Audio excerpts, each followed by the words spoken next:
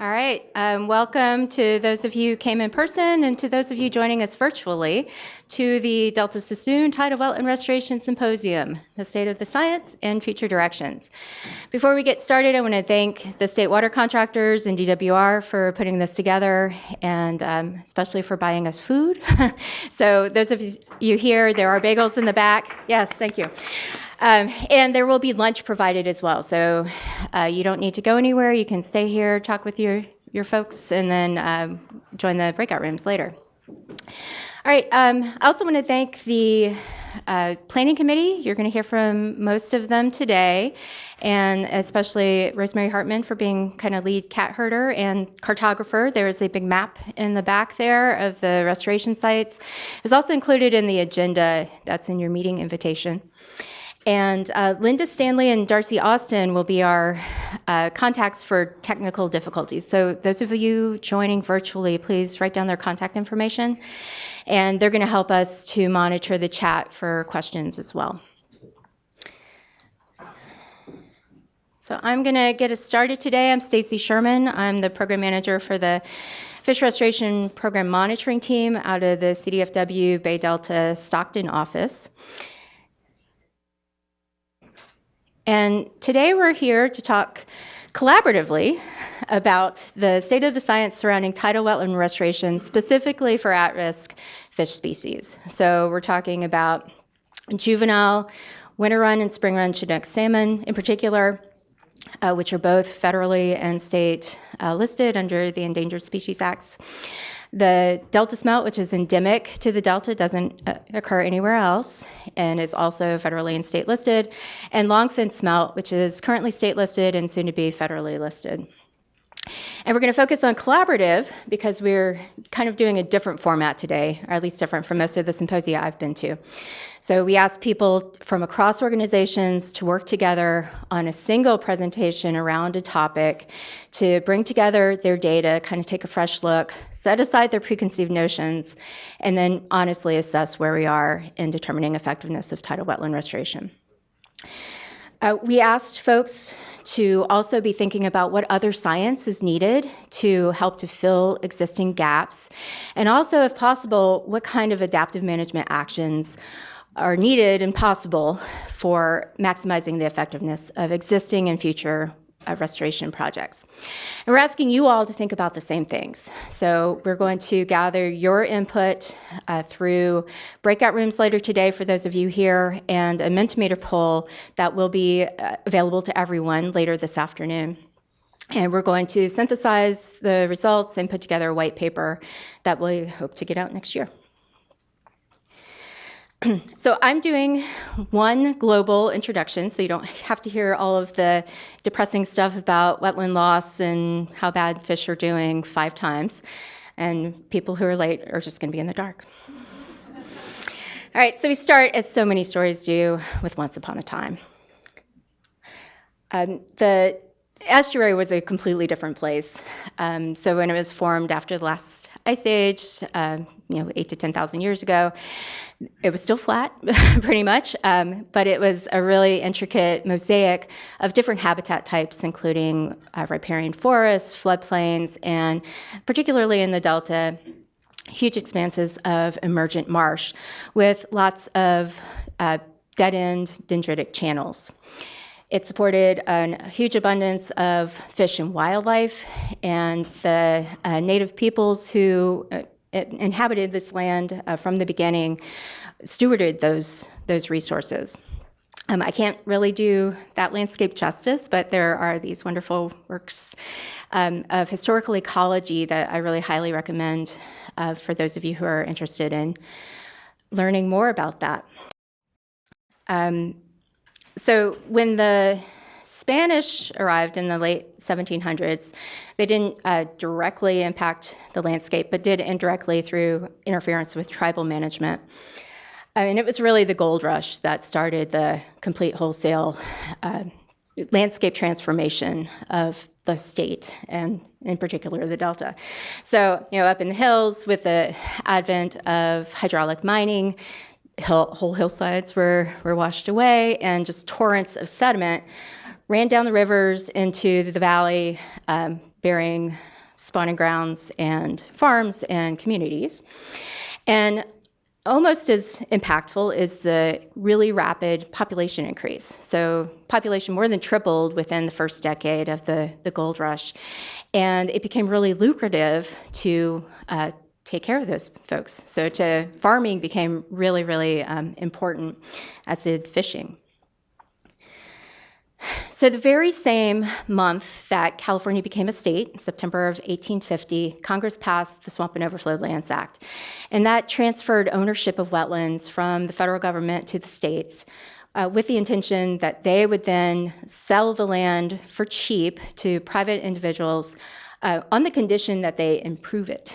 And so farming was lucrative. People went for that. And it was really not very coordinated. So initially it was just individuals and they were hand building peat levees, which weren't very sturdy. The advent of the clamshell dredge there allowed for access to silt and the building of sturdier levees. And so it really increased the rate of land reclamation. Initially, and still in many places, farming was the purpose. And so that was the new land use. Although there was the occasional attempt at building a utopian society, as the Brotherhood of Winters, and whatever this signifies on Prospect Island. And the landscape was just completely different. So it is now kind of a quilt of farmland with fewer but deeper and wider and way more connected channels. When all was said and done, over 90% of the estuary's wetlands were transformed, and the Delta got the worst of it. So I've seen estimates of 97, 98% of wetlands in the Delta completely gone. So at the same time that their inland habitat was either being buried in silt or transformed to other land uses, the fishes that we're talking about were directly exploited. So there was a commercial smelt fishery in the late 1800s. We can't disaggregate longfin from deltas, from top smelt or anything else, but that did exist. After that fishery died, they were still caught as bycatch in other bait fisheries. But salmon were the ones that were really hammered. So they had gillnet fisheries in river that just took in tons and tons of salmon. The first salmon cannery on the West Coast was opened by George Hume on the Sacramento River in the barge down at the lower right. Within a couple of years, he saw the writing on the wall about the sustainability of that fishery, and moved his operation to the Columbia River. But other people didn't see that. And so there were up to 20 canneries at one time, and the population eventually collapsed, the fishery collapsed, and over time, the legality of river gillnet fishing was taken away. Okay, so in addition to habitat and direct impacts, there were other things going on concurrently that changed the ecosystem, and subsequently that are some still going on today. And one of those things is a complete change in the species assemblage. So early Californians missed their old fisheries, and so they started to import the fish that they were used to. So striped bass, American shad, catfish, and largemouth bass, other centrarchids like green sunfish and bluegills and all of that. And helpfully, you wanted to have your fish that you wanted to catch have a lot to eat, and so forage fish were brought in, such as threadfin shad and wakasagi, which is a congener of delta smelt.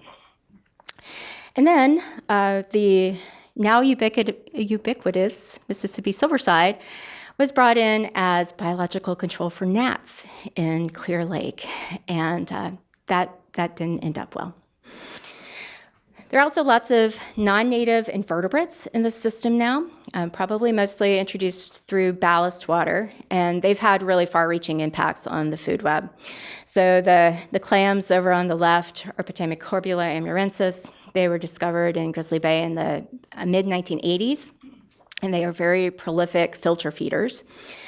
And there are also lots of different potential food items. Some of them not really great nutrition for fish, like Limnothona, and others that end up being pretty good diet items, like your Timera. There is also a suite of other living organisms that continue to transform the physical habitat of the estuary. So several species of plants, some are emergent that form monotypic stands like Phragmites and Arundo. Some are floating like hyacinth and water primrose and form mats that are impenetrable to light across the water surface. And then a whole suite of submerged aquatic vegetation that captures sediment, silts up, and makes the water clearer, and also provides good habitat for predators. Want to give a shout out to the Delta Interagency Invasive Species Coordination Team. They have another a symposium coming up specifically about this. Gina Darren's in the back over there, so and Elizabeth. So talk to them if you want more information on that. I also have the nutria here on this. I don't know if everyone's aware, but nutria are in the Delta and Suisun Marsh now. They are at relatively low numbers, and we have a small army of people trying to hunt them down, but they are an existential threat to emergent marsh. I'm from Louisiana. I've seen it. It's bad. So, yeah, keep an eye out. And the hits keep coming. There are other bad things that happen to the ecosystem. The water out there is a veritable cocktail of contaminants, including legacy contaminants like mercury from the mining days, current use pesticides, anthropogenic nutrients, pathogens, and an ever-growing list of constituents of emerging concern. It's bad enough that some people are advised not to eat some fish because of bioaccumulation, but there's also a plethora of studies that show impacts to fish populations and to individual health, sublethal effects as well. We all know that the climate is changing and it's getting warmer, and native fish don't tend to like that. And it's also getting to the point where it's a pleasant surprise if we don't have a huge harmful bloom during the summer. And so this figure is the Heterosigma acashua bloom in the bay in August of 2022. That caused a huge fish kill. But there's also plenty of microcystis and other toxin-forming cyanobacteria blooms in the delta most summers. So another way that the system is different from how it was in the 1800s is that water is managed differently. So the map here shows some of the major dams, aqueducts, canals, and pumping plants for the federal Central Valley Project and the state water project. And the timeline on the right shows the construction dates of some of the key pieces of infrastructure and also some of the key regulations. So the ones that are marked with a D are by the State Water Resources Control Board. And then the biological opinions on the bottom are the federal fish agencies. So the projects were built for flood control and to move water for beneficial uses like irrigation, municipal use, and also hydroelectric generation. They do have impacts on the fish that we're talking about. So particularly for winter run and spring run Chinook, the big rim dams block the historic high elevation spawning habitat. And in the rivers downstream and through the delta and the rest of the bay, there are alterations in hydrology. So the timing and amount of water, and in the zone of influence near the pumps, the direction at times. There's also, near the pumps, the potential for entrainment of fish, and importantly for the rationale behind wetland restoration, the entrainment of pelagic productivity.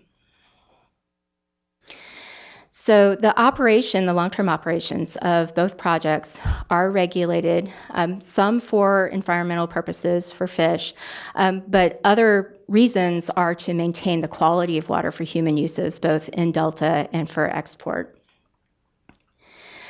And a big chunk of the wetland restoration that we're talking about today is a required part of mitigation for the operation of the projects.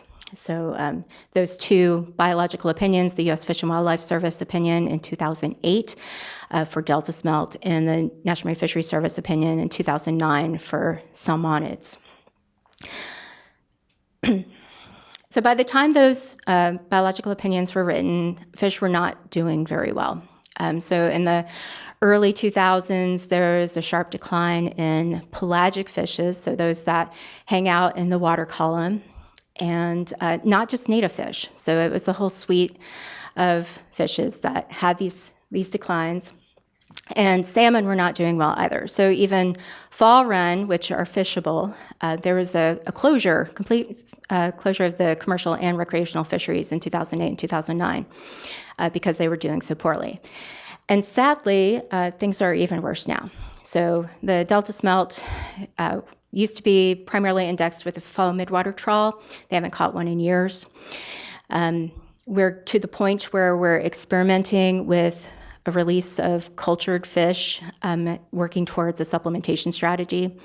Longfin smelt are on the verge of being federally listed, and we are once again in a full fishery closure for salmon.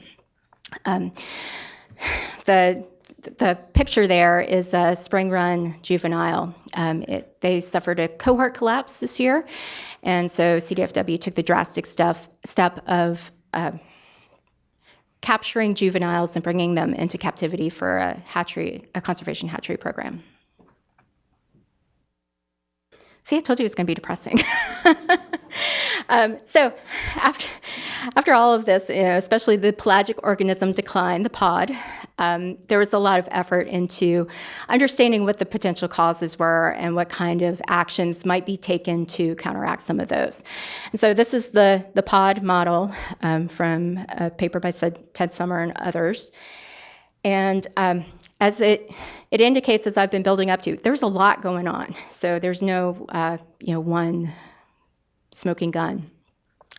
But one of the things that became a potential management action was addressing the availability of food web resources to these fish.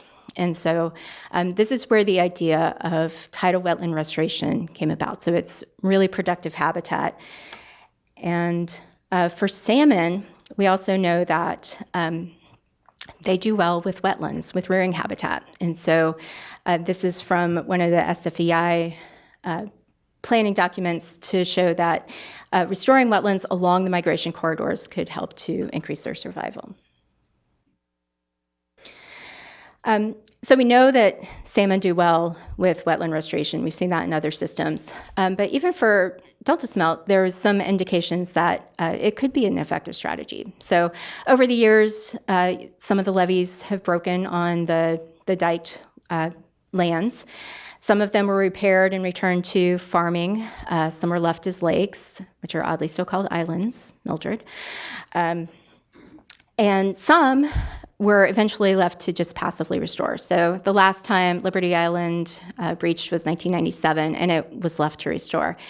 And so folks have been studying these breached islands. So there's a series of studies called the Breach Studies, led by Cy Simonstead, and they looked at a variety of things, wetland plant recruitment, food web support, and all of that. And they did find evidence for food web support. And specifically on Liberty Island, they found that Delta smelt were hanging out there.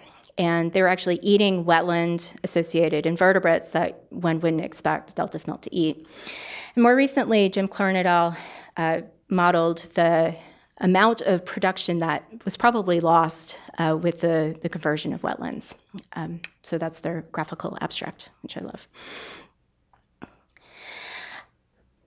There was a healthy dose of skepticism, though, about whether this really will help fish. A little over 10 years ago, there was a symposium at UC Davis looking at this very question. So, will restoration make a difference? And so they wrote up the results from that, the consensus, and my paraphrasing of it is do it, but learn from it. So they said, proceed boldly and carefully. And so here we are today, basically asking the same question. I think everyone involved in restoration or wanting it to occur will agree that it has not happened as quickly as we would have liked. And so back in that symposium, they probably thought we'd be further along in having data. But we have made progress. So not all, but a lot of the restoration here is part of the DWR and CDFW fish restoration program. So this is that mitigation that was required in the biological opinions. So it is specifically for food web and habitat support for listed fish species. There were also requirements by the California incidental take permits. So some of the acreage has to be in mesohaline habitat for longfin smelt, and with the most recent, the 2020 ITP, we added 396.4 acres to the requirement.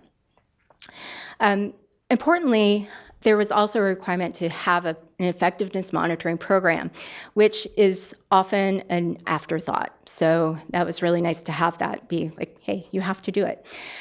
We wanted to be really careful about how we do that, so we got a lot of input through an interdisciplinary team, the Interagency Ecological Program Tidal Wetland Monitoring Project Work Team.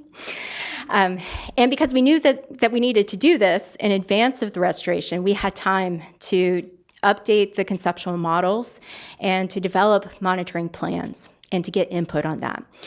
That group still meets. Next meeting is December 7th, so anyone who's interested and not on my list, please talk to me. But so we continue to look at work plans, look at preliminary results, and in general, share information about wetland restoration. We also had time to implement a before or after control impact study design. So it's not just after the fact, oh, it breached, let's go look at it. We knew which properties were going to be wetland. And so we could start, most of them, we could start monitoring before construction ever began on the site, in the adjacent water body, and in an existing wetland. And then we continue that for quite a while after restoration. So the oldest of our sites are Decker Island and Yola Flyway Farms. And they were the final breaching was in the fall, so it has to be in the fall in water work window of 2018. And so we had post-construction data from 2019, 2020, and 2021. Less data because of COVID restrictions. So we don't have quite as much data as we would like. And then the others are even younger. So we have Winter Island and Tule Red breached in 2019, Lower Yellow Ranch and Wings Landing in 2020, and then the Nurse Denverton Slough projects in 2021 and 22. Lookout Slough is under construction now and somewhat on Chips Island as well, and Prospect is still coming. Although people have been saying Prospect was going to be restored for like 25 years now. But it's really going to happen. I believe it. Okay, that's not all of the restoration, though. So the maps that Rosie made, there's one over there. It's right up here as well. There's a lot of reasons that people do restoration, a lot of implementers and funders. And so even those under the EcoStore umbrella aren't all done by the same groups. And so there's a lot of variation. The reason that people would do restoration, so CDFW owns a bunch of land, and we do restoration to generally improve ecosystem function. There is obviously mitigation. There are for-profit mitigation banks. There are demonstrations of beneficial reuse of sediment, like in Montezuma. And then there are a lot of up-and-coming multi-benefit projects that would include flood control as well as ecosystem benefits. they all have their own unique situations and constraints and trade-offs. So there's habitat where there will be wetlands at some point. And so other species may lose habitat. And so accounting for that is important. You might, if there were such a thing as the perfect delta smelt habitat wetland, you probably couldn't build it anywhere because there are those other constraints. And we also need to consider human neighbors in the area as well. However, there are a lot of similarities between projects. They tend to take a long time. There are a lot of permits that are needed. CDFW has a Cutting the Green Tape program that's working to streamline that. Adaptive management consideration is required for all covered actions under the Delta Plan, and it's just important to learn what it is that is working and what isn't, and fix what you can.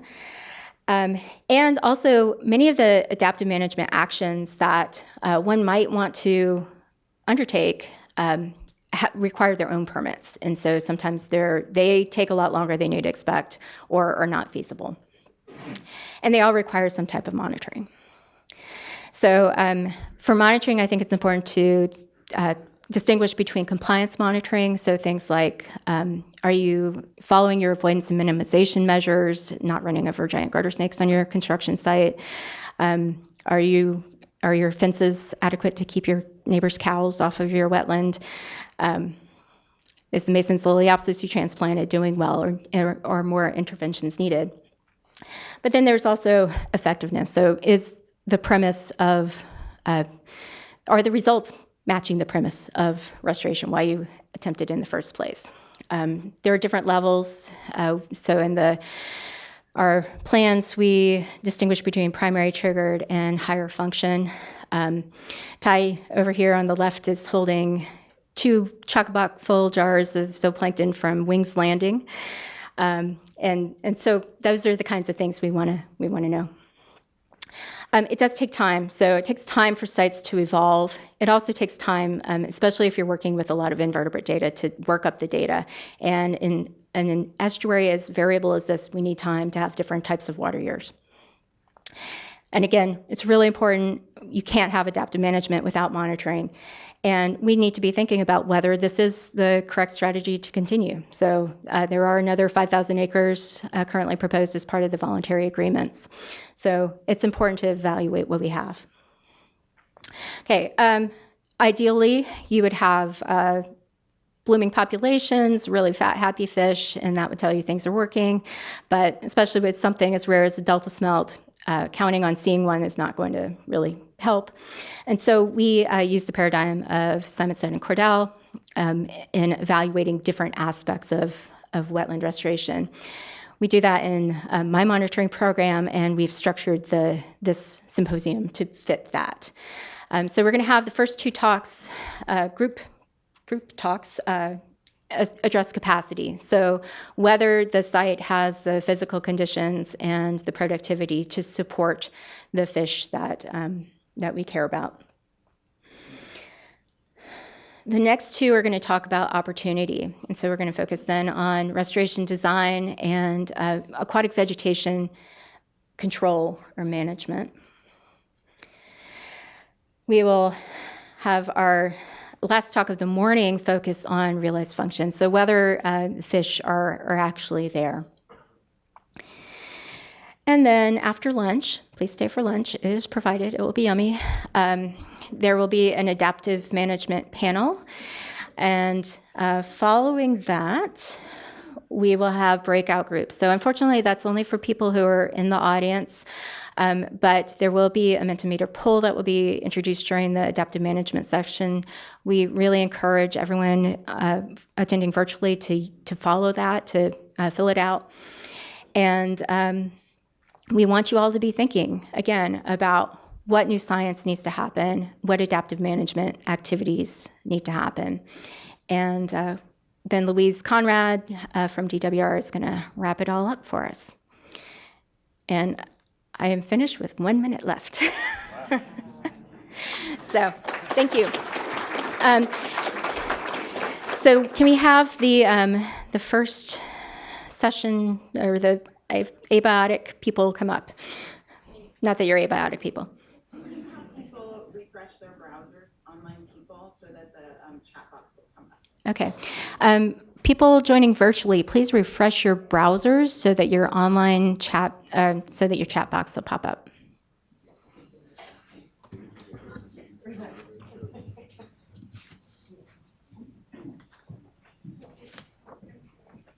Okay.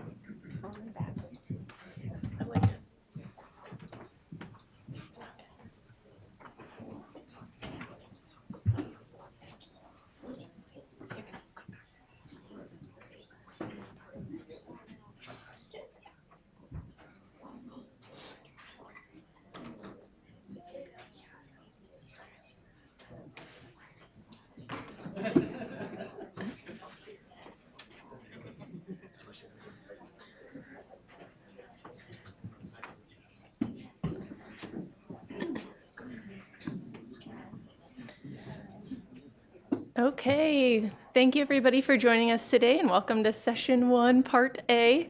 I'm Emma Mendonza, the senior environmental scientist with DWR and part of the Fish Restoration Group, also commonly called FERP.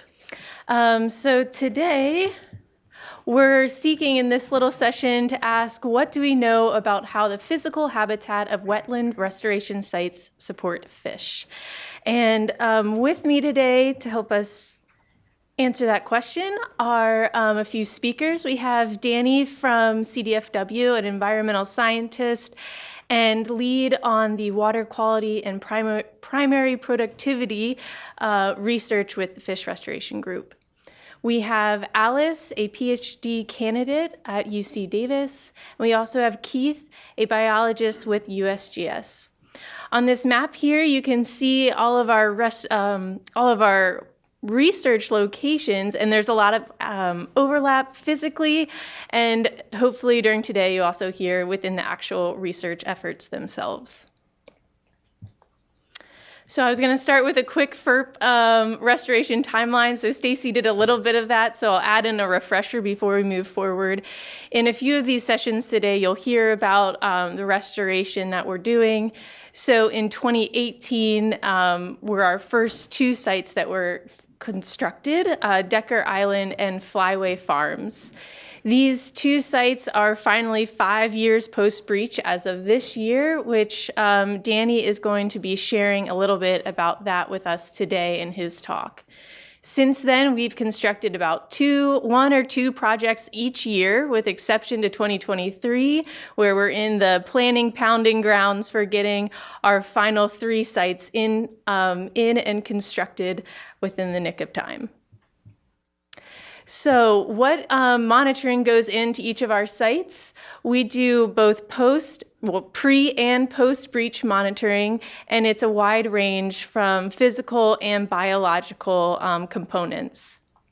Today, in this session, we'll focus on those physical and water quality aspects.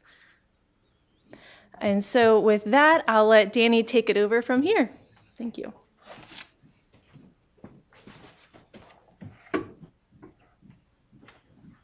Thank you, Emma, and good morning to everyone. Today, I will be sharing with you some of the data and analyses that we at the FERP Effectiveness Monitoring Team on the physical habitat, nutrient availability, and primary production at tidally restored wetlands. These are the physicochemical properties that we characterize at all of our site visits when we go out sampling water quality, invertebrates, and fish. With respect to temperature, we contextualize it in terms of species tolerances, critical thermal maxima, and growth rates. For turbidity, capacity is considered with regards to species tolerances as well, along with the ability to detect food particles and also avoid predators.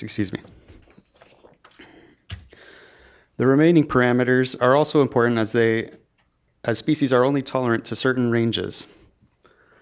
For the majority of this talk, I will present data from our 2022 programmatic annual report. This is the first report of its kind where all the data from various FERP projects are entombed or encapsulated in one tome instead of splintered across various annual reports. This new format pulls in data from various regions and seasons for each variable. Restoration and reference sites are shown in blue and green, and the adjacent water bodies are shown in red. To begin, I will show you the results for temperature during our discrete sampling. To put our data into context, we included solid and dashed lines to represent the critical thermal maxima for juvenile Chinook salmon and Delta smelt, respectively. If you zoom in, you'll notice that the distribution of temperatures is represented with violin plots, and the actual data points are overlaid on top. Next, we have turbidity. The range of optimal turbidities for Delta smelt are bounded by the horizontal lines shown with the red arrows. With both parameters put into context, we can see that Tule Red had 1, acceptable temperatures during the sampling events, and 2, greater occurrences of optimal turbidities for Delta smelt survival relative to the reference site, which is Ryer Island. In addition to discrete measurements during sampling events, we conduct long-term high-frequency monitoring at Decker Island and Yolo Flower Farms throughout the year. The horizontal lines presented for temperature and turbidity are the same applied in the previous figures. We also include data from adjacent water bodies and reference sites monitored by external programs like the USGS to further contextualize our observations. Now, I'd like you to focus your attention to the time series for temperature observed at Yolo Flyway Farms and Decker Island, shown in red, as well as their adjacent water bodies in green. Here, I have added a third line at 20 degrees Celsius, above which growth rates for Delta smelt, wild Delta smelt, rapidly decline. With this threshold in mind, I sought to answer this question: do restored tidal wetlands provide refugia for Delta smelt in summer? Here I'll show you a few heat maps. This first one will show the proportion of time for each day that temperatures remain below 20 degrees C at both sites. We see that there's greater variability in the warmer months at both locations, and that Decker Island tended to have more days with cooler temperatures below this 20 degrees Celsius threshold relative to the Sacramento River. This next heat map will show the proportion or the amount of time spent in a day below 20 degrees C relative to the adjacent water bodies. What we found was that at Decker Island, the temperatures below 20 degrees Celsius lasted for up to 50% longer in duration relative to the Sacramento River on a given day. This led me to my next question: when exactly are cooler temperatures available to Delta smelt during summer at Decker Island? To answer this question, I performed generalized additive modeling similar to Maharja et al. 2022, looking at the difference in temperature between Decker Island and Sacramento River as a function of time of day and day of year. I also incorporated tidal stage as a third covariate in the model. To begin, I will show you the results for high slack and spread out from there. On each of these maps, there's a contour line that shows the boundary for a single degree increment. As you can see, midsummer temperatures tended to be warmer at Decker during high tides that occurred in the afternoon.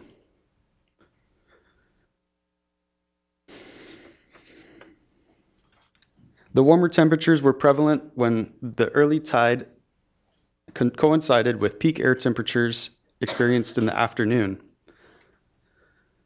However, temperatures were generally cooler at low tide during the non-sunlit hours.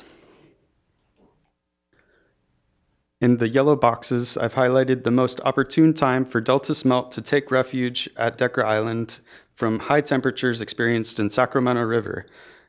And this is at or near the high tides that occur in the late night and early morning hours.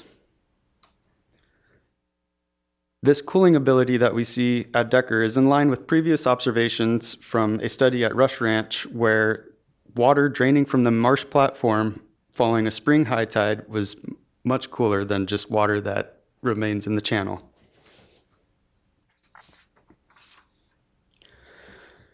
With that example of how we can characterize capacity of the physical habitat, I'd like to change gears and talk about the monitoring we do with respect to nutrients and its capacity to fuel the base of the food web. Like fertilizers for agriculture, nutrients in the water column can fuel phytoplankton growth. While total and dissolved organic matter are not exactly nutrients for phytoplankton, they do serve as a substrate for bacteria that fuel the detrital food web. Here I will present some of our 2022 findings for nitrate along with total organic carbon in the same fashion as previous figures. The dashed lines here indicate the reporting limit of constituents analyzed at DWR's Bright laboratory. Values below this reporting limit generally make the downstream analyses difficult, and any suggestions you may have to account for this are always welcome. Now we'll shift gears again. This time we'll look at how our efforts to characterize the primary production in restored tidal wetlands.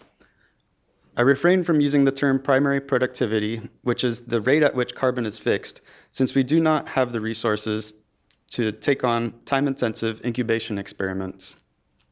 Instead, we will focus on measuring standing stock biomass through proxies of chlorophyll A and phycocyanin.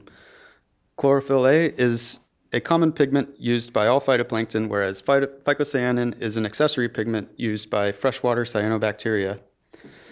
In addition, we account for phytoplankton communities by sending samples out for identification and enumeration to contractors. Lastly, we measure fluorescent dissolved organic matter as a proxy for substrate available to the detrital food web using our sondes. Here I will show our data collected for chlorophyll using the sondes, as well as our discrete grab samples. On the left, I would like to highlight that the high sample sizes for chlorophyll measurements from the sondes are much higher than for our discrete water measurements. Our water grabs typically occur once per sampling season, whereas these sonde measurements are taken during all of our other elements of the monitoring program, such as invertebrates and fish. In addition to our discrete measurements, we have sensors deployed at our restored tidal wetlands to detect any trends or potential blooms. As you can see here, potential bloom events were captured in early 2022, both at YOLO Flyway Farms and in the adjacent water body, the tow drain, where there's a sonde by the USGS. Without this key source of information, we would have been left with an incomplete picture of potential primary production if we relied solely on discrete measurements collected in early April, which is shown with the red arrow.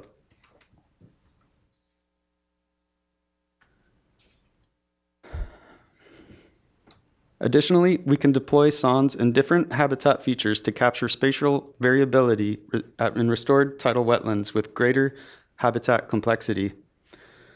For instance, Tule Red, a sonde was installed at the back pond and it measured higher chlorophyll concentrations than sondes installed near the breach or in Grizzly Bay. Presumably, flushing events that are limited to spring high tides for these ponds resulted in high residence times that allowed phytoplankton biomass to surge.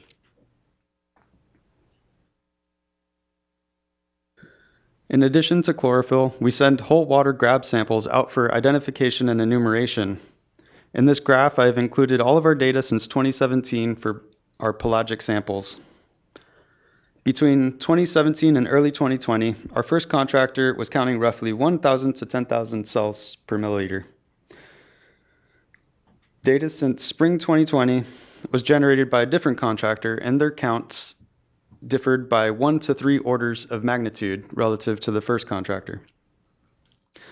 I mentioned this step increase because it is not simply a result of there necessarily being more phytoplankton in the system after 2022. Instead, methodological differences between contractors have resulted in artifacts in the complete data set.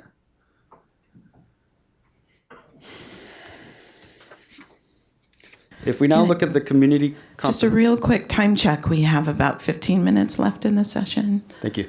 If we look now at the community composition in terms of relative abundance, we see that communities were somewhat diverse across phyla, whereas community composition in later samples were dominated by the phylum Cyanobacteria and specifically the genus Eucapsis. To see how this affects comparability of our samples, I've produced an ordination of using non-metric multidimensional scaling. This sort of figure allows us to illustrate similarity of samples in a 2D representation. To orient you with the graph, please note that samples processed by BSA are shown in circles, and those by eco-analysts are shown in triangles. Additionally, species that were identified by BSA alone are shown in red. Those identified by eco-analysts are shown in green, and then those that are common to both data sets are shown in blue. What we found was that the data generated by BSA was quite different from that of eco-analysts. To account for these differences, we structured our latest contract to allow for greater comparability of data across contracts. We are also contributing to a larger effort with other monitoring programs that are dealing with this issue so that we can synthesize data across the entire San Francisco estuary. In summary, we can use long-term high-frequency monitoring data to investigate the capacity of restored tidal wetlands for listed fish, as shown here.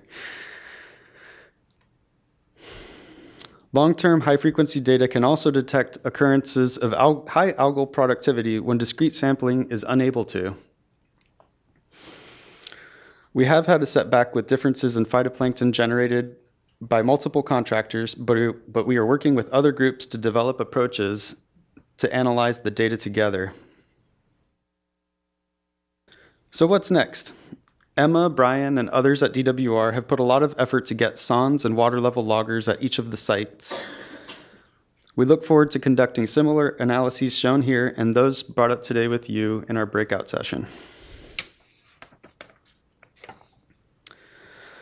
The rates of primary productivity and export of phytoplankton biomass are major metrics that we currently do not quantify. A pilot study by Dan Ellis at the IEP synthesis team will help pave the way for collecting such data.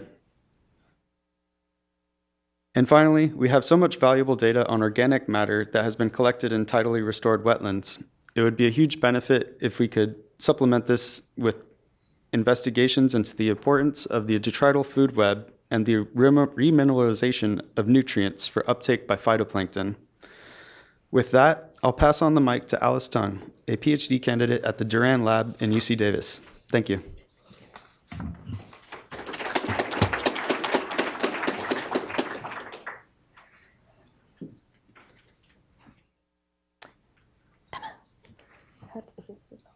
Okay, great. Okay, hi everyone. My name's Alice Tung. I work in the Durand Lab at UC Davis. I work alongside Kyle Phillips, my project partner. And together we started the Ponds Project, where we're looking at phytoplankton and zooplankton production and productivity in Suisun managed wetlands. As many of you here already know, Suisun Marsh is a very highly managed landscape. Each of these parcels is called a duck club, managed wetland, duck pond. All of these terms are used interchangeably, and they are managed primarily for waterfowl.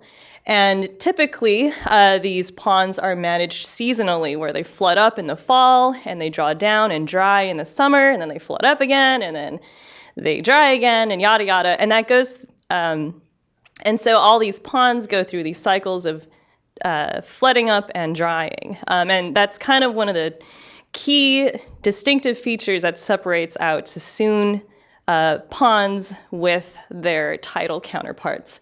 And they're such a black box in our scientific literature. We don't know much about them. We don't know what they produce and what they contribute. And so our project kind of barely scratches the surface, but we're getting kind of deeper into how productive these managed wetlands are. And so this project started in 2017, and since then we've expanded all over the map. In the orange, it's kind of hard to see orange here, but in the orange we have 4 seasonally managed wetlands that we're looking at. We have 3 tidally restored wetlands that we're looking at in the blue. And then we're working with Duck Club to basically keep it flooded for 2 years straight. So we're removing that flood pulse that we get in the fall. So basically, there's no dry summer for this treatment, and that's in the green. And we go out every month. So every dot here is a sampling site, and we collect SON measurements, nutrients, chlorophyll A, and we throw zooplankton tows. And then quarterly, we are conducting phytoplankton and zooplankton growth rate experiments. And of course, we're collecting for phytoplankton composition as well. And so one of the highlights of our work is that we're finding these ponds are highly, highly productive. They create a lot of phytoplankton biomass, they accumulate a lot of biomass, and then in turn that works its way up to zooplankton densities as we're finding. And not only are they highly productive, but the productivity lasts through winter. So we have some SOND transect maps here looking at chlorophyll. And you can see in Means Landing, this area is very large. It's about 600 acres. Chlorophyll can exceed 200 micrograms per liter. And these are, of course, SOND ratings, and the lab measurements more or less match very similarly. And so that's Means Landing in the winter. And then on the other side of the marsh on a separate year, we're finding similar trends at Wings Landing, which probably sounds familiar to many of you because Wings Landing was tidally restored. So this is data before tidal restoration, and you can see the trends are more or less the same. And we're finding this all over the marsh in the managed wetlands. And for interest of time, I'm going to skip over this, but we can talk about it later. And we're going to basically summarize our findings now for our more like high spatial data stuff. So here's a summary plot for tidally restored wetlands for 3 tidally restored wetlands. It's kind of hard to see, but we have a gray line and a blue line. The gray line would be the reference sites. So that would be the tidal sloughs. And then in the blue, we have the actual tidally restored wetlands. And you can see that more or less the tidally restored wetlands and the reference sloughs have similar chlorophyll concentrations. For the managed wetlands, so these are all seasonally managed wetlands, you can see that when the ponds first flood up, chlorophyll concentrations are sky high, followed by a gradual attenuation through time into winter. And compared to the reference sloughs, the managed wetlands tend to have a lot more concentrations. And all of this translates to Zoop Soup, and it's pretty incredible to look at. I don't think I could play this video, but just imagine this is a video and all of these little specks is something special, a single-bodied zooplankton that's just swimming around, zipping around. But imagine this, but across a whole 400-acre pond, 600-acre pond. So it's pretty incredible. And of course, we're just scratching the surface right now to see how productive these ponds can be. But there's still the question of how all this stuff makes it up the food web, and so that's still something to be studied. We have someone right now conducting fish seines and some cage studies, and that is run by Jake Souza. But anyway, that's that. So I'll hand off to Keith next.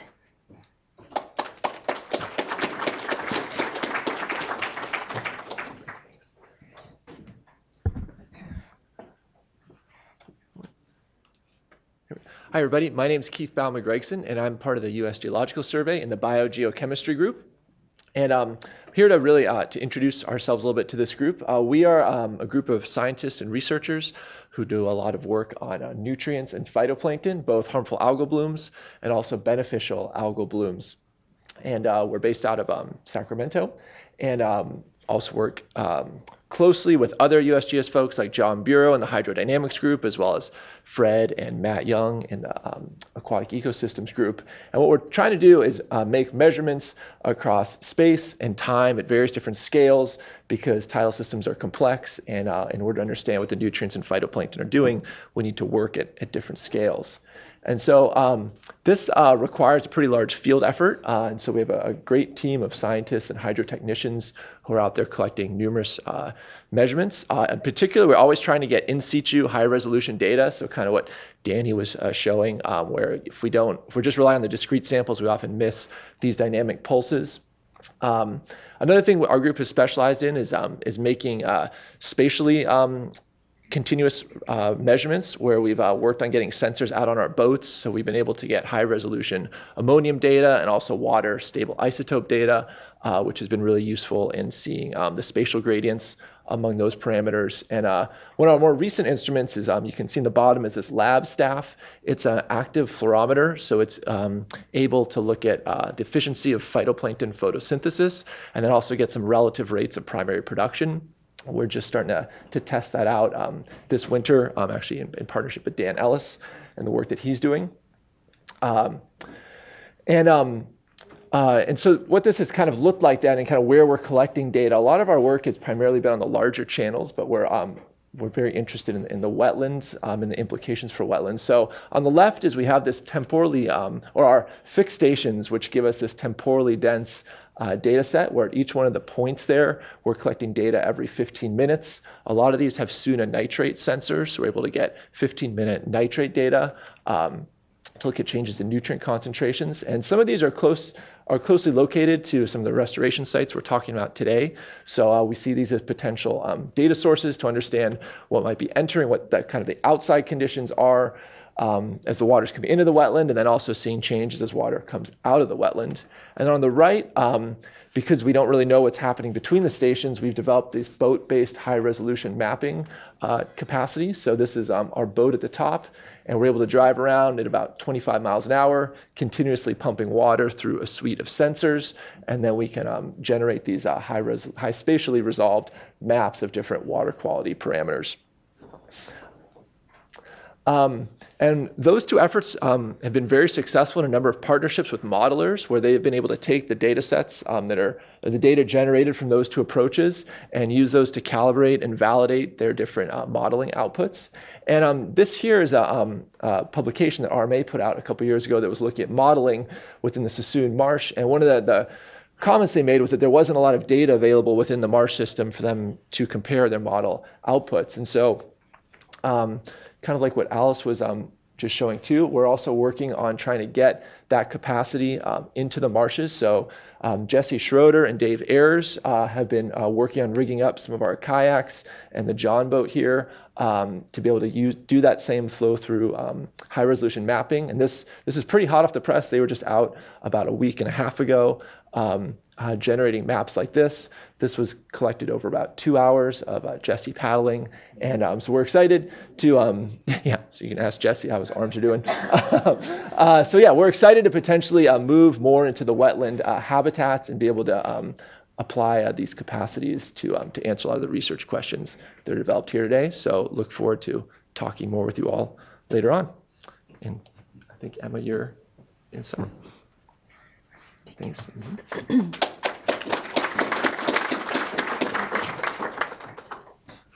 Great, thank you, everybody. So just to summarize what we've just heard, FERP is finally at the first 5-year mark post breach for 2 sites, and every year we'll be adding to that milestone. There's opportunity to potentially start thinking about, hey, we have both managed wetlands and tidally restored wetlands and their neighbors. How can we weigh the benefits and combine them of accessibility and productivity? And then also, like there's a lot of mention to the monitoring effort and just how there's, holes and gaps and lots of groups available. So continued collaboration to create a greater picture of what's happening with our wetlands. So if you join us in our breakout group this afternoon, we'll talk a little bit more about adaptive management, how our data can inform the post-breach management of our sites.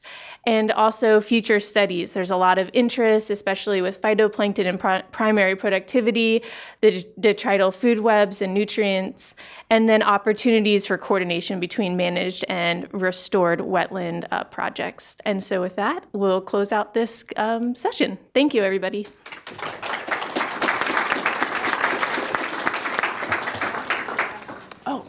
We have questions. Yeah, are there questions? And then just for folks online, if you want to refresh your browser, if you don't see a chat box, refresh and then enter any questions in your chat. And if you're in the room, I will come find you with the microphone. I'm going to give it to you first. Do you mind explaining the difference between managed and tidal wetlands?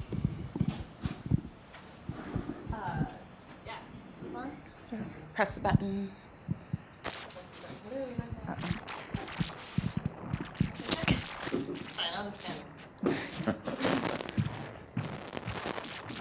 Yeah, so the managed wetlands are exactly what they sound like.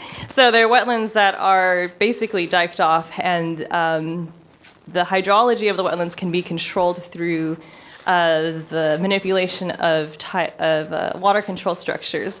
So there are culverts that are that cross through the levees, and then you can depending on the type of water control structure, you can configure it so that it either only floods or only drains or circulates. And so with the managed wetlands, you can basically decide when you flood up or draw down. And this is in contrast to tidal wetlands, which are unrestricted in water coming in and out due to the tides. Yeah, so a tidally restored wetland then would be a managed wetland that is breached, so it has like holes that are poked in the levees, and then that allows for water to come in and out. Yeah. Another question about the managed ponds. Do you see harmful algae blooms? It's like the residence times are pretty high there, probably. Yeah. Interestingly, we don't see as much as you would expect. We do measure phycocyanin, and we rarely see them really peaking. And I'm not quite sure how to explain that. But we do see HABs that come from the delta that maybe will wash down in the sloughs. So in the tidal channels, we'll see HABs more frequently. But anyway, we're still looking at our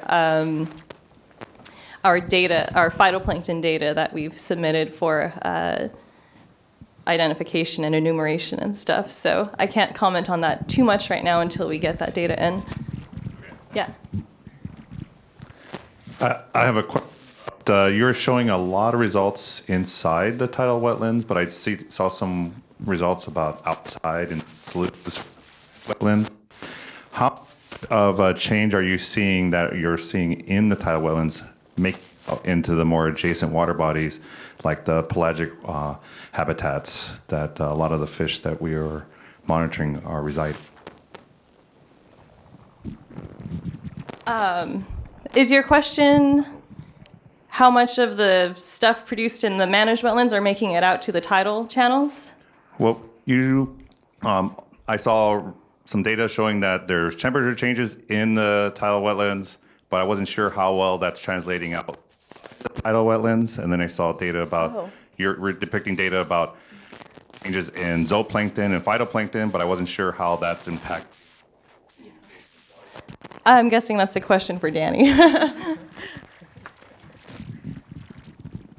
Thank you for your question, Sean. Yes, so we do see the temperature change occur inside the wetland, and the sonde is located near the breach, so presumably that cooler water is going out into the channel. And so while delta smelt may not be in the wetland, they could be hanging out in the effluent from it. As far as the tidal, the food resources that are produced inside the wetland, we don't have any experiments looking at flow coming out of the wetland along with zooplankton trawls coinciding with those flow measurements. So we're not able to quantify export and whether the wetland is acting as a source or a sink of food particles, but we are working towards that with help from Dan Ellis at the IEP synthesis team, looking at different flows and export. One more question.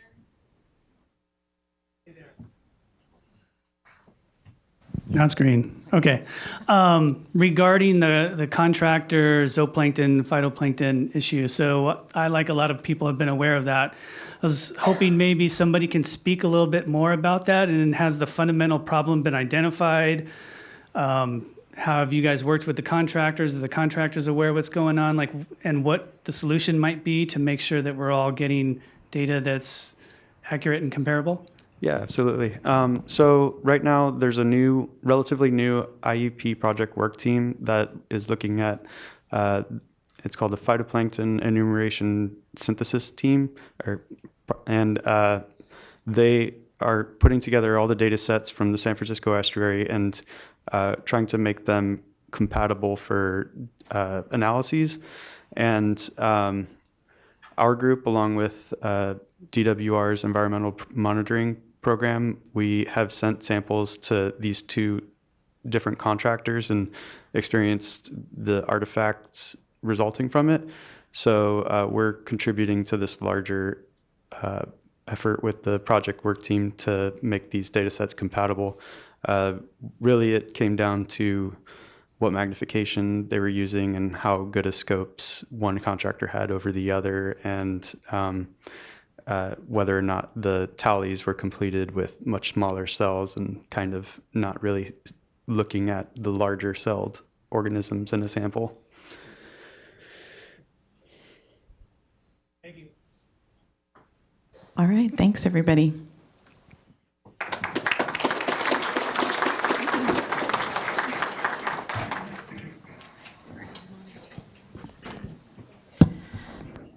All right. Thank you, folks. We're now moving on to invertebrates. And this is...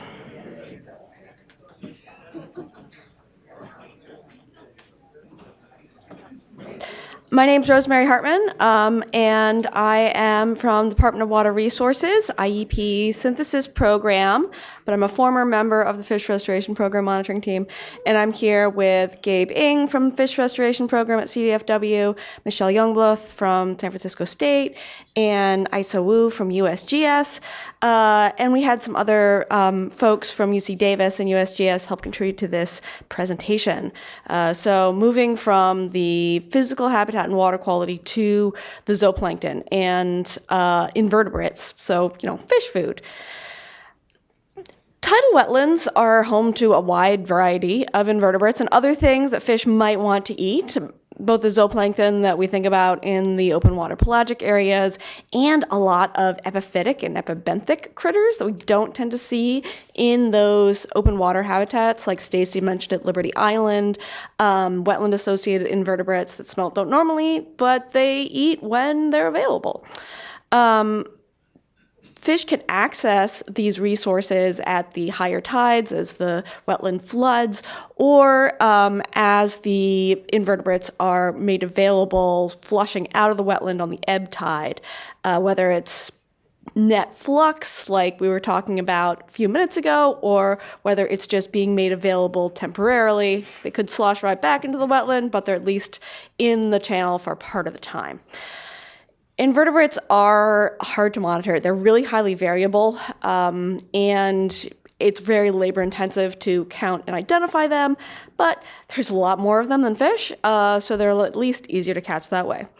And they're tightly tied to the structure of the wetlands. So the vegetation or channels will determine what kind of invertebrates you're likely to get. When I say invertebrates, I'm talking about zooplankton, a lot of cladocerans, copepods. Those are the ones we chiefly think about. Rotifers, though, also. But like I said, in wetlands, we also have these critters that live on the vegetation. The epiphytic guys like a lot of amphipods, some chironomids, snails even. Not big on delta smelt menu, but very important for many other native fishes. Then the epibenthic critters, ones like right on the surface, not necessarily burrowed in, but still available for fish, like ostracods, insect larvae, and some kinds of amphipods. We have then critters that live on the surface, either obligate surface dwellers like collembolans and some of these water striders, or in wetlands you have a lot of terrestrial critters that are on the vegetation and just sort of fall off onto the surface, or insects that have terrestrial adult stages. They emerge, they sit on the surface as they're like spreading their wings, and they're a really important food source for salmonids that's been shown in a lot of different wetlands. We have benthic infauna, clams, which normally we think about as, oh, well, they're sucking out all the productivity, but they're also important for sturgeon, split tail, and other fishes. And we've got some invertebrates that we're still not quite sure about, like jellyfish and crayfish. Not a lot of work has been done on them. If you want to study crayfish, no one knows what's going on. Anyway, most of the early work on invertebrates and wetlands has been sort of a snapshot. What's there, what is in different habitat types, but kind of just in a 1 or 2 year type of a study. So, for example, some of the early work by Simonstead et al., this work by Whitney and Bollins from 2014, looking at zooplankton in different habitats. They found more non-native species in the dry season, differences by region, season, and year, but it was just kind of a snapshot, what zooplankton are in the wetlands. Then, moving on to the early days of the fish restoration program, looking at macroinvertebrates in different habitat types within both tidal wetlands, managed wetlands, and channels. They found that channels tended to have less critters overall.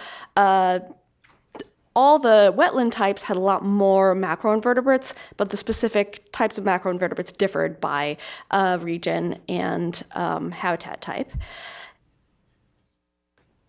Another early fish restoration program study looking at zooplankton in the channels collected by the Interagency Ecological Program to the shallow water habitat that FERP studied showed that there tended to be very similar communities. Wetlands didn't have unique zooplankton.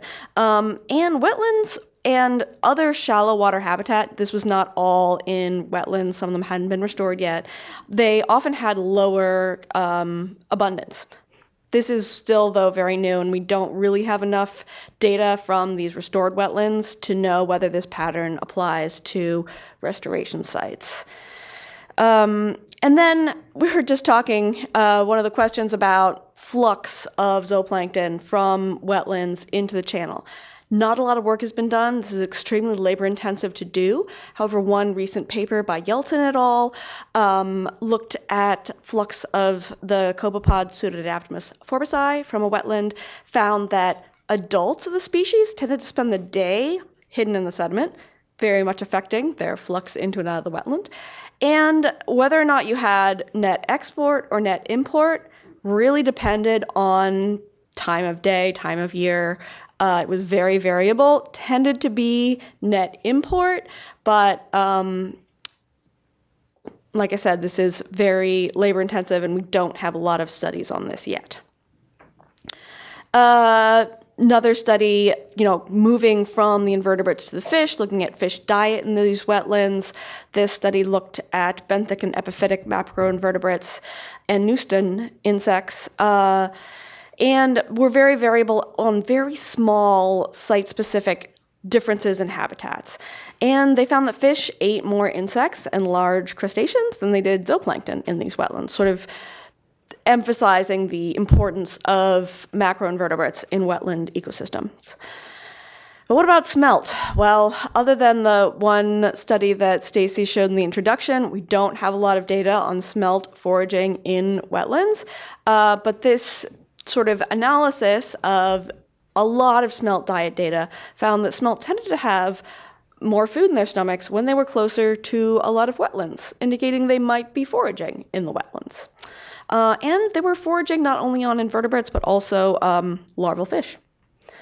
So what's going on right now? Now is kind of when we're moving from the snapshot short-term study to these before-after control impact long-term monitoring programs. One of these studies sort of working together with Alice Tung, Kyle Phillips is looking at the zooplankton in those managed and tidal wetlands and surrounding channels. They're finding that the managed wetlands tends to have more zooplankton. However, those are only available to fish at certain times of year, particularly in the fall when they get flooded up, whereas tidal wetlands have invertebrates available year-round at a lower density. And from there, I'm going to hand it over to Gabe to talk more about Fish Restoration Program, just that to advance. Thank you. And these is just notes. Oh, perfect. Thanks. Okay, thank you. Hi, I'm Gabriel. I'm an environmental scientist at CDFW within the Fish Restoration Program. And today I just want to talk a little bit about the data set that we've gathered for invertebrate samples all across the Sacramento-San Joaquin Delta. As Rosemary have mentioned, there have been many studies within the restored tidal wetlands and reference wetlands out here, but many of these are snapshots in time. And what we have here is a somewhat unique data set that spans 7 years, going all the way back to 2016. Now here I say that we have data going from 2016 to 2021, and that's just because that's the data I'm showing today. We are continuously monitoring these wetlands, and part of the questions we're trying to answer is there a signal of restoration, a signal from restoration in terms of invertebrate abundance within these restored tidal wetlands? We sample at numerous locations, all within the Delta, starting from Cashlou Complex down to Grizzly Bay. As mentioned, we monitor restored tidal wetland projects, but in addition, in order to see test if there's an effect of restoration, we also look at reference wetlands and adjacent water bodies.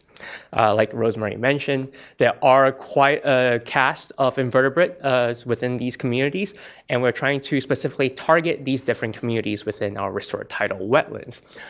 We explicitly use macro and mesozooplankton trawls within the water column to look at the zooplankton and larger invertebrates there. We also use Suisun trawls to look at surface-associated communities. In addition, we use sweep nets to look at the vegetated aquatic communities and what invertebrates are found there.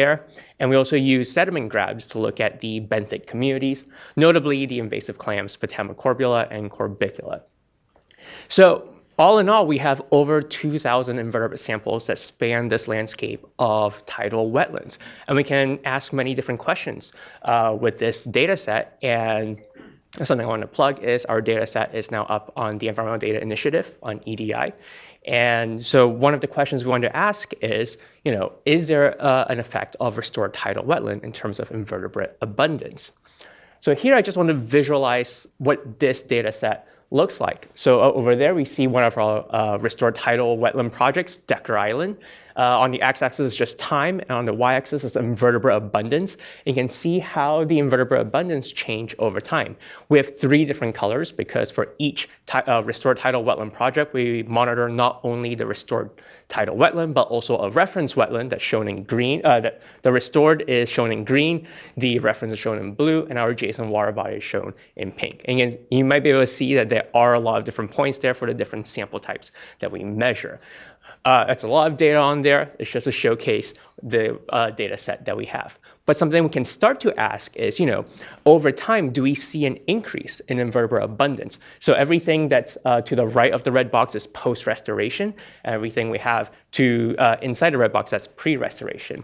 So something that Rosemary had mentioned before is we can start to ask, is there a difference in invertebrate abundance post-restoration compared to pre-restoration within our restored tidal wetland? But at the same time, we can also ask if that difference is different compared to our reference wetland. So that is also known as a before-after control impact analysis. So we took our over 2,000 invertebrate samples data, threw this into a Bayesian hierarchical model, and it can allow us to explicitly test for changes in invertebrate abundance over time. And before I get to the result, I just wanted to show, there's the pre and post, and this is just one of the many projects that we've monitored, and there's not even the full data set. Again, just showcasing the amount of data that we have. So going back to that Bakke analysis, what we can look is there an interaction between pre and post restoration for our reference and restored site? And that's what you see on the x-axis here. On the y-axis, I have the different comparisons between restoration, which is always on the left, versus our reference and adjacent water body sites. Ideally, if we want to see a signal of restoration effects on invertebrate abundance, we would see an interaction effect size that is significantly different from 0, and ideally on the positive end, so that difference pre and post is much larger for the restoration site.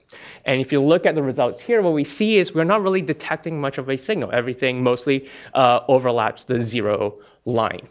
So something to keep in mind, though, is that while we have quite an extensive data set, for many of these projects, it's only been 1 or 2 years post-restoration. As we continue to monitor these sites, we might see a change in the restoration effect and start detecting a signal there. Another thing to keep in mind is that even if we're not seeing an effect of restoration, these restored sites now are potentially accessible to native fish species, and they're able to potentially come in and forage on the invertebrates there. So using that same Bayesian model, we can also ask a similar question, but slightly different, is are the restoration sites, are they as abundant in terms of invertebrates compared to the reference sites? So even if there's no difference pre and post, how do their abundance, invertebrate densities look? And that's what I'm showing here on this graph. We're on the x-axis. We just have a difference in invertebrate abundance between our restoration sites and our reference sites, all post-restoration. So now we're not looking at an interaction effect, but we're just looking at differences in means. And what we can see is that, and again, there's a lot of locations there. The restoration sites are always on the left. So what we can see is that the restoration sites, for the most part, are just as abundant in terms of invertebrate densities compared to our reference sites. And in some cases, such as Lower Yolo Ranch and Yolo Flyaway Farms, there are significant difference. They're significantly greater than the reference site, which is Liberty Island. And not only do we have invertebrate count data, but we also have taxonomic data with all of our invertebrate samples. So using NMDS plots and permanovas, we can begin to ask, are there shifts in community over time, and how does restoration impact the zooplankton community? And lastly, as we're collecting all of these invertebrate samples, we're also collecting a suite of water quality data and habitat data. So we have water quality measurements from YSI and also from the data set that Danny was showing previously. And as I've mentioned before, we also have clam data from our benthic grabs. And using these habitat attributes, we can start using generalized additive models to predict what environmental parameters correlate with zooplankton invertebrate abundance. And to that, we can start to assess, what makes a wetland productive, what are the habitat attributes that leads to higher invertebrate abundance. And with that, I'll send it over to Michelle. There you go.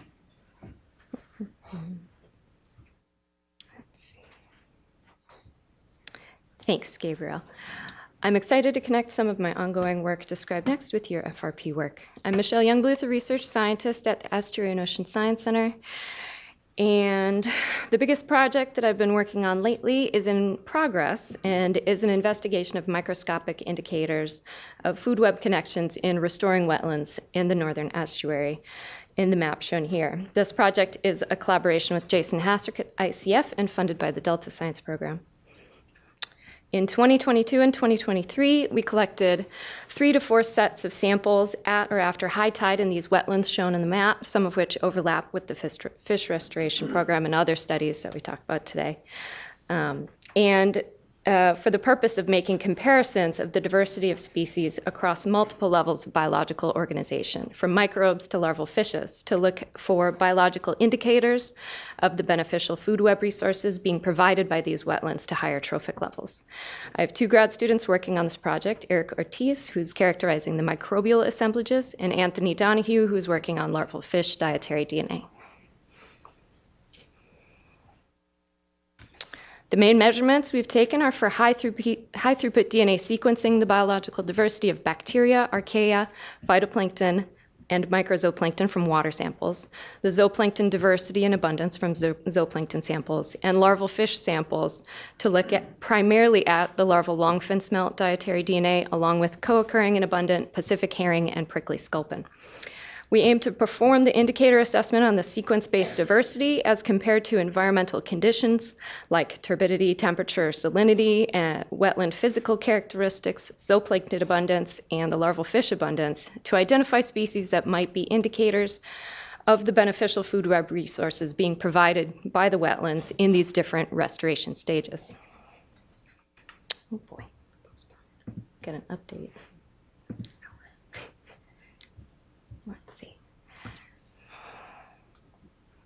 So to give a preview of the environmental conditions and how they differed during the course of my study, this is just a snapshot of the salinity we measured during the 2 years with 2022 on top and 2023 on the bottom for the 4 general regions of the study, from the Petaluma River on the left to the confluence on the right.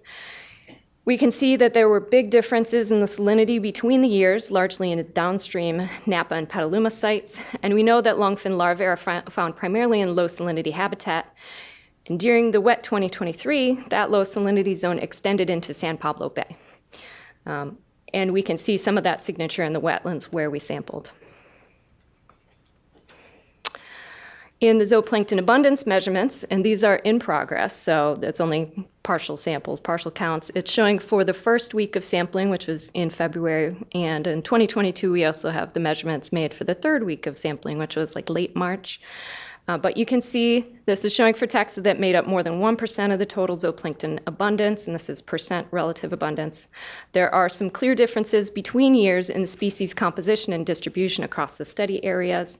The orange is Eurytimera caroleae, and that is known to be an important component of longfin smelt larval diets. And you can see in 2022, its distribution and relative abundance was higher but more restricted in the confluence Suisun areas, but in 2023, the wet year with low salinity habitat extending towards Petaluma, there were far more Eurytimera in that region, and we also observed more longfin larvae downstream as expected, since its habitat had been extended. So stay tuned. By the time IEP rolls in, we'll have at least a subset of the DNA data worked up, so that'll be very exciting. Before I turn it over to the next speaker, I wanted to give a shout out to some other ongoing studies that are relevant to this session. In the Kimmerer Youngbluth lab at the EOS Center, WIM is currently leading a study in the Cache Slough complex, diving deeper into the question of flux of zooplankton in and out of wetlands in that area. They're collecting field data, applying it to models, and developing additional knowledge of this part of the system and the conditions in which there might be flux into or out of the wetlands, following up from the Yelton study cited earlier. We're also working hard to provide more accurate estimates of biomass for some of the more abundant and or important food web critters through comparing direct carbon measurements to image-based methods and optimizing those image-based methods for additional taxa and exploring some DNA-based methods of eukaryotic biomass. With that, I can turn it over to Isa.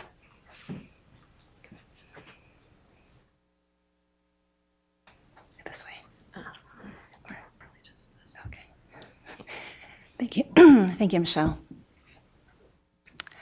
I'm here, and my name is Isa Wu, and I will be giving you just a snippet of our research from 2 different projects. The first one I'm going to tell you about is led by Susan de la Cruz, and we are partnering with state water contractors. Thank you, Darcy and Linda. ICF and UC Berkeley. And in this particular project, we are really trying to look at the impacts of wetland restoration and using reference wetlands to look at food web structure. We are doing this in a way of the capacity opportunity realized function, and I'm not going to go through all of these, but just for the interest of time, just kind of give you a brief snippet of what we have so far, and hopefully you can join us in the IEP symposium coming up, and hopefully we will be presenting a lot more of our work there. But in this figure, you see that these are frequency of occurrence in fish diets from restored sites on the top, and reference sites on the bottom. And then we partitioned it by fish foraging guild. So you've got your pelagic fishes on the left. In the middle, you have the bentho pelagics. And then you've got the demersal foraging fishes on the right. And, you know, if you compare the top and the bottom, you'll kind of see like there's a lot of similar patterns. And so it's pretty interesting that, you know, you have pretty similar in terms of the reference and the restorations. But what I wanted to point out here were these big gray hash bars.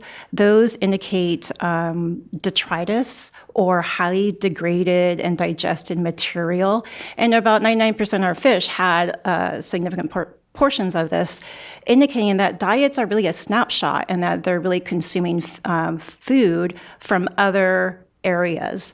And that diets represent just a snapshot. And when you combine it with stable isotopes analysis, or prey availability, you have the ability to make further inferences. Or if you combine it with these novel techniques like the one that Michelle was talking about with dietary DNA, you can have a better idea of what these fish are eating and foraging on.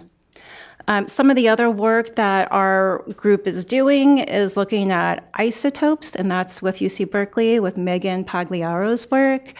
And we're also trying to get a better sense of not just the prey availability, but the prey energy density, which is really important by size class. So we could partition out what actually is available for prey resources for juvenile fishes, for example, versus adult fishes. And, you know, with the integration of the opportunity capacity realized function, we're hoping to look more about food web pathways. And here I wanted to give another snapshot of work that we've done in the Nisqually River Delta. This work was initiated by John Takakawa, so shout out to him. And it's in partnership with the Nisqually Indian Tribe and the U.S. Fish and Wildlife Service. And here we also did the capacity opportunity realized function framework by Simon Stead and Cordell. And there's a lot of work that led up to this particular graphic, which highlights the food web connectivity. And so what we have in the top, this is like a food web connectivity map that shows the pathways of carbon flows. And so what you have at the top are juvenile Chinook and Pacific staghorn sculpin. And in the middle, you see the different variety of prey resources that they are consuming, and then the primary producers. And on the bottom, you've got the different habitat types that the fish were captured in, and the invertebrates and the prey resources. And so what I like about this is it's really showing that even if you've got your juvenile Chinook caught in the freshwater, more riverine areas, you could see that they are consuming different amounts of prey, but especially the terrestrial flies, the dipterans, and those are deriving their carbon sources from these marsh type of plants.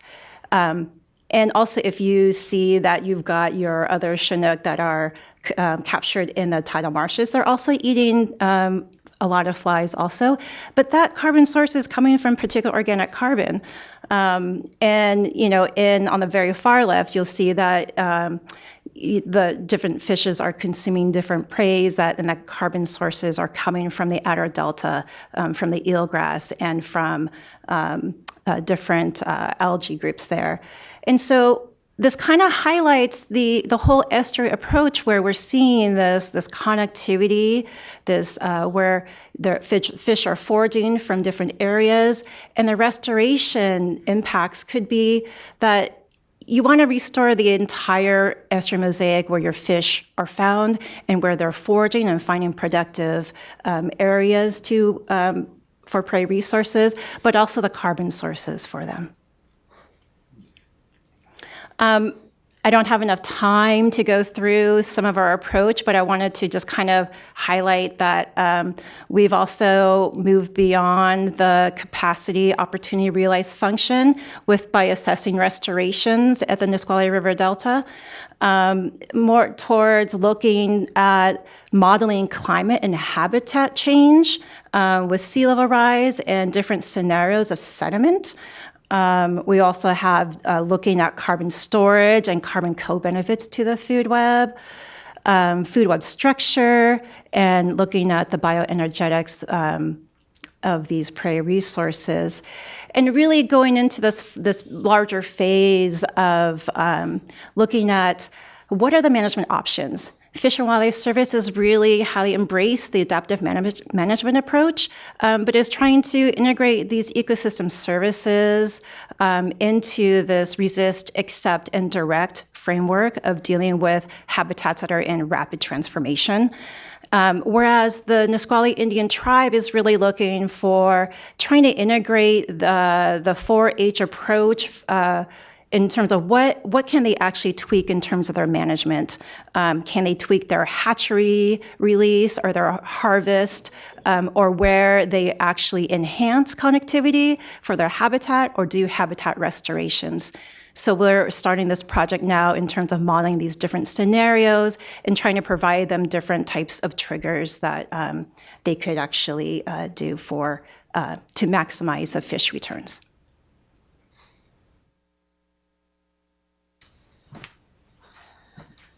All right, to wrap things up, how do we apply what we know about wetland invertebrates to adaptive management of these restoration sites? Well, we need to design our management, design our wetlands to include the structures that are important for the particular types of invertebrates we want to highlight. Of course, this means we still need a better understanding of exactly which invertebrates are associated with what, but we do know that open water is going to get more zooplankton, vegetation is going to get more amphipods. We also need to realize that wetlands will provide benefits at different spatial and temporal scales. So some habitats, like long residence time ponds that are only connected at the highest tides, will provide a lot of benefits in a short time frame, but will mostly be unavailable over the longer time frame. And some resources are only going to be available, on the ebb tide or only on the flood tide. Different fish will take advantage of different invertebrates. So those juvenile salmon will get more of the insects and fallout critters.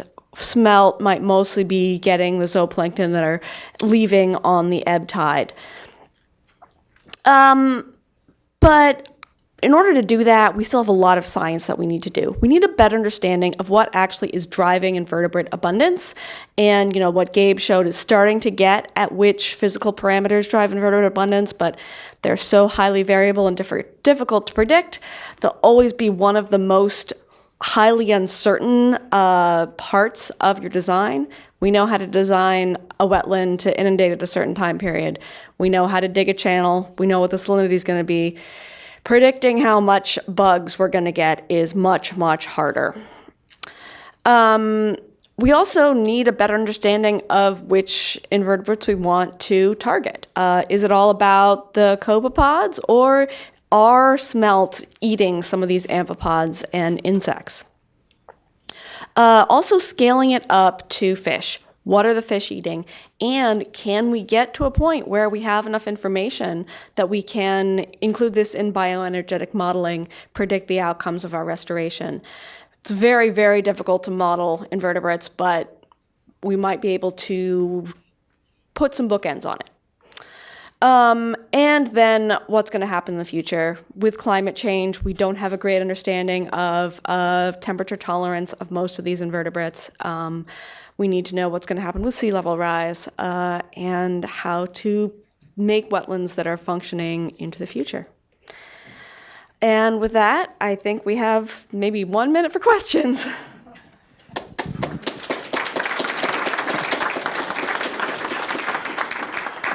All right, anybody in the room with a question?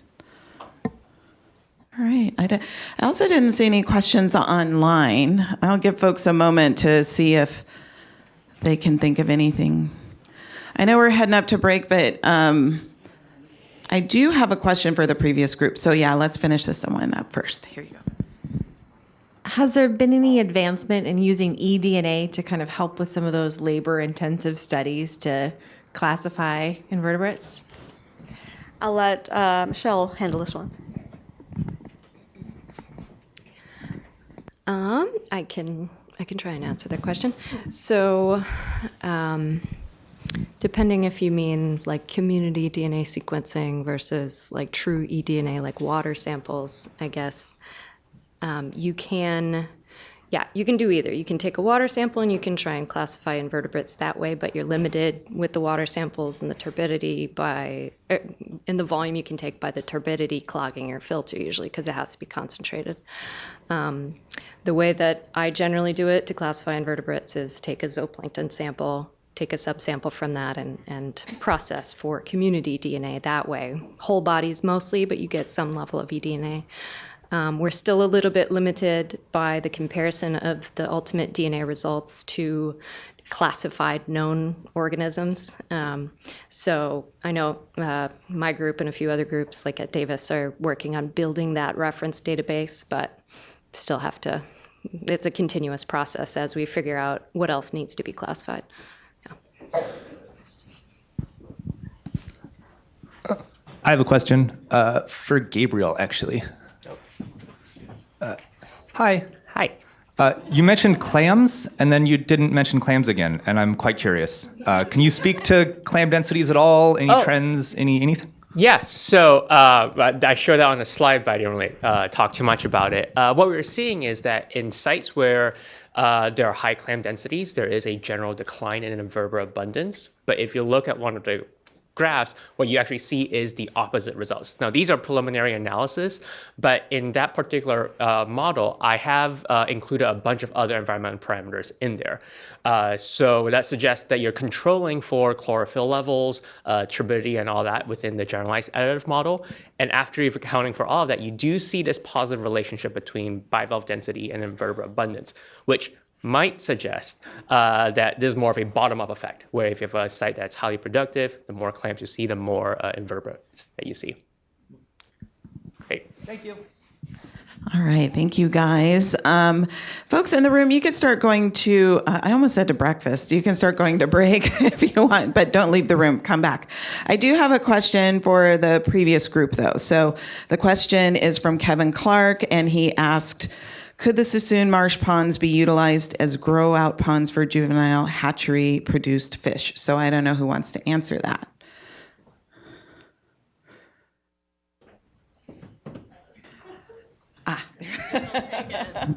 Wait, I'm sorry. Could you repeat the question? So could Suisun marsh ponds be utilized as grow-out ponds for juvenile hatchery-produced fish? I have some thoughts on that too when you're done, Alice. Okay. So we are currently exploring let me stand up so you could all see me. We're currently exploring the timelines of productivity. So in what ways can we utilize these ponds so that we can time production? And can we time it so that we can release plankton during critical time periods? So that said, I'm not going to be species specific on how the managed wetlands may or may not help fish in the tidal channels, but it's something that we're exploring, and we're finding that yes, a lot of the ponds flood up in the fall, but also the number of days that pass after flood up is a key part, which, I mean, intuitively it makes sense. When you flood up, you're going to have production. But anyway, what I'm saying is we think it's possible, and we think that managed wetlands can be a very helpful tool in subsidizing plankton to the tidal channels. And I think one thing that is very critical that I forgot to mention previously was that I think there's this misconception that our group is pitching tidal wetlands versus managed wetlands, but really I think we're viewing managed wetlands as a tool that can help bring food to places that maybe don't have food but have the preferred habitat for things that like shallow tidal habitats. So anyway, that's that. Thanks, Alice. And I just wanted to sort of add on, the question of can we use these as grow-out places for hatchery fish? It's important to remember these are primarily duck clubs. So they are primarily managed for waterfowl. And, what Alice and Kyle are trying to do is see if we can also get some fish benefit out of them. But the existing managed wetlands in Suisun Marsh, if you try and grow a whole bunch of juvenile salmon on there, it might conflict with their primary use as duck clubs, and you'll have a bunch of ducks eating your fish or something. So just important to keep that in mind. Okay, thank you. Let's see, there is one more question. And again, folks in the room, please feel free to go to break. We have about 10 minutes here. So this question is for Isa. It's from Wasong Jin. He says, could you differentiate the detritus in particular form, POM or amorphous form? So Isa. Hi. Thanks for that question. That's really a good one. In terms of trying to differentiate detritus from other, highly degraded organic matter in the fish diets, it was very difficult to do. Although, so what we started to do when we look at the diets is we tried to look at the different stage of decomposition or digestion. And so we've added that component onto our diet analyses. And so we have a numerical rating in terms of how digested is that particular prey item. So we can get a relative sense of, how recent that invertebrate prey was consumed. Like, it was highly digested, then it came from far away or a while ago, even though that we know that different invertebrates have different ways of and rates of digestion. So I don't know if that really gets at your question, but we also did, we sent some samples to Michelle's lab to look at eDNA, or dietary DNA, so we can try to get more at that question as well. Thank you. Wasong, hopefully you could hear that. All right, thanks everybody.